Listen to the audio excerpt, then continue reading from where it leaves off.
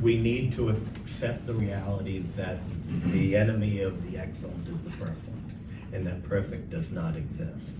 And the way science works is I come up with one idea, Wes sees that, builds on that, and then someone else builds on that, then someone else builds on that. And if we hold everything close and we don't reveal it until some mythical day when it's perfect, we stifle everything and probably screw it up because it wasn't perfect anyways. And so getting things out, you know, I joke that everyone wants to emulate nature.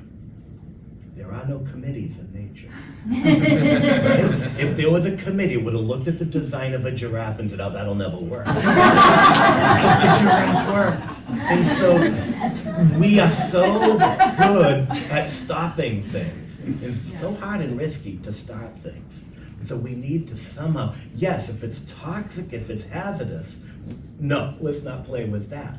But if we're not sure if it's going to be $1 billion market and we're only going to do things that are home runs, we right now are invested technologies have a less than 10% chance of success. I would argue it is not the technologies. It's the decisions we're making on what we're investing and filling more things into that funnel to just fail. That's great. Investors will still make the money they need to make, but society isn't getting the products. We need to not challenge, getting more things in, but how can we be better and more successful at getting things to market and not waste the experimentation in the minds of the scientists that are inventing things? And that is not something I can solve on my own. Everyone's going to solve that, but that's the critical thing, is how can we be more embracing of natural processes to get out there and do stuff, knowing it might not succeed, but learning from the market, using the experiment of market. I find it fascinating that people want to market things that they know they can sell. Well, every time I go in the lab, I don't know that I can solve the problem, but I don't get to say, well, I can't invent that unless I know I'm going to invent it.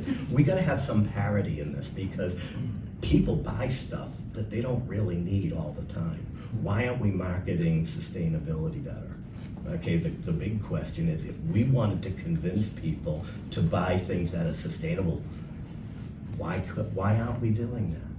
People are buying crap all the time they don't need. They need sustainability. If we wanted to market it, we would successfully market it. Why aren't we? Oh, that's a big question.